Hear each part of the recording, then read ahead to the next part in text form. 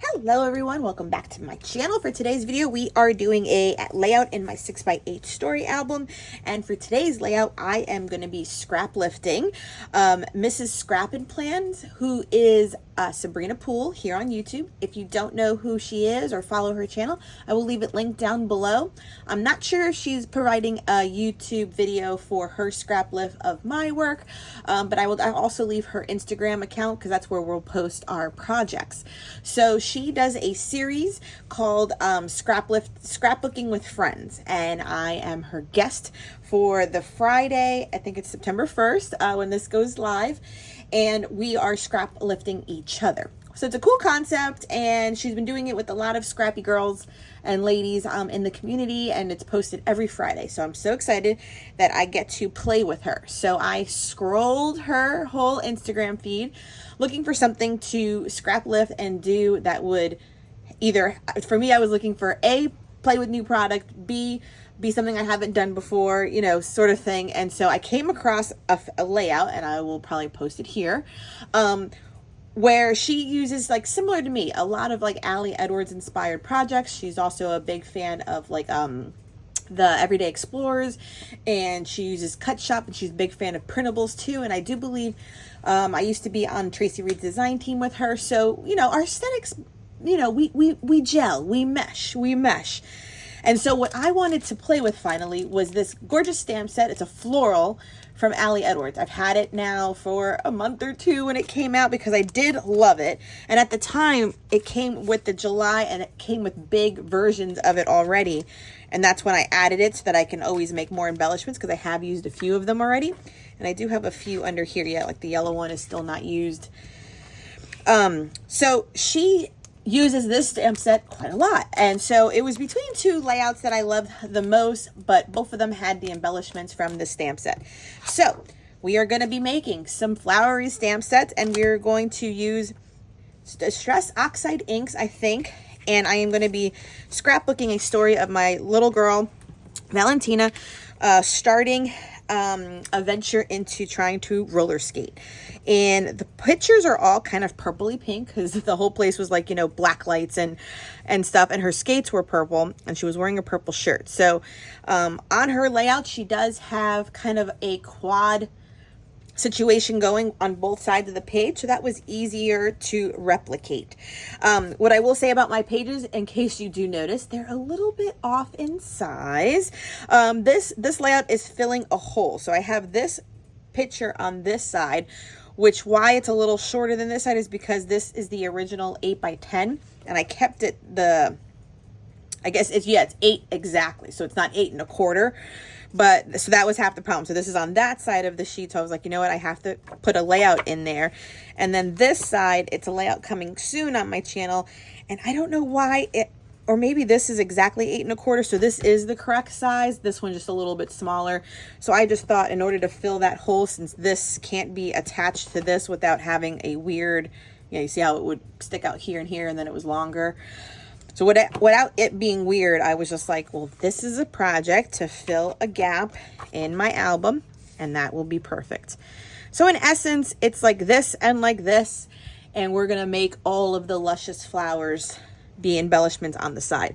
I have a few chipboard pieces pulled, but I was looking for something circular as well, and I kind of like this one from the Glow Kit, just as a sentiment. I also found this word, try, which it's something new she's trying. I would have to paint it if I used it. And then I found this one that says, yes, this. So we're going to piece this together. But first is going to be the fun stuff. I'm feeling, because, you know, I've done this technique before where I do mixed media and then I stamp and emboss and then we cut it out. I'm not opposed to that. But these come with these like color motion portions. So I'm feeling like let's stamp the outlines, then let's get probably Distress Oxide inks because I can wet them on the stamp pad and get a watercolory effect rather than just kind of dousing this whole page in mixed media goodness, because that way I can control the color and any color mixing I can do.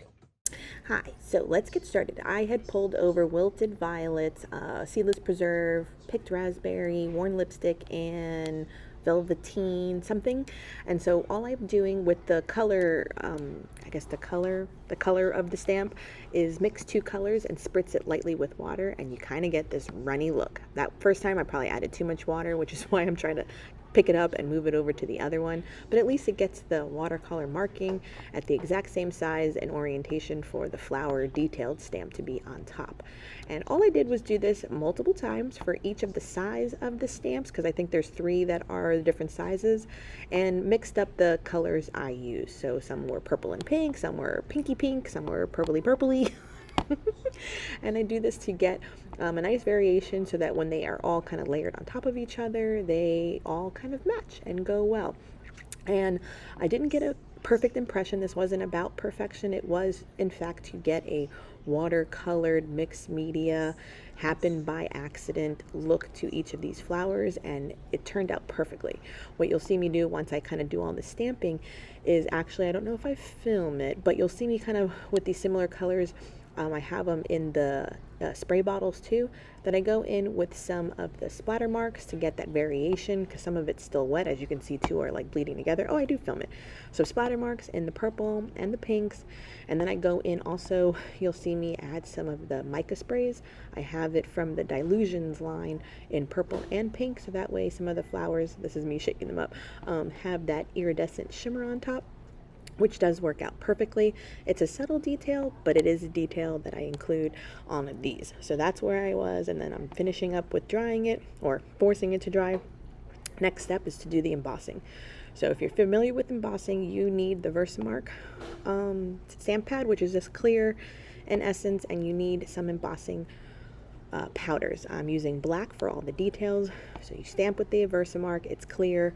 It's hard to see if you got a good impression, but I was making sure to kind of put pressure all the way around, and the details came out perfectly across all of them. So I was very happy with how the stamp actually stamped. It wasn't uneven in any way. And I'm just using a dry brush to kind of remove any of the embossing powder being places where it should. So this is me about 3/4 of the way done, and I just wanted to show you that process. And then I take the time to cut these all out while I watched, I think, Frozen with Valentina on the couch. But when I come to put it together, I realized that, yes, I love a good white cardstock, but for me, you know, I have to zhazh it up again. So I take the tinier florals in the collection that are just the outlines and details, and do all the pink and the purple around areas where I know I won't put a giant flower, but I just want some interest to the white cardstock. And so I just stamp away. I actually looked at it later and I realized I didn't do any of like the leaves, but I think I veered away from adding another color and just played with what I had on the desk, because if I added green, I think it would have worked, but it didn't dawn on me until looking at it now, saying, hey, I didn't add any green.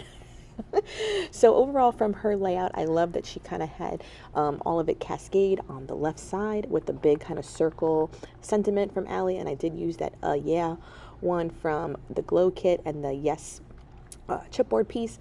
And then I needed a title on Sabrina. She did, I think, stamp the word loving.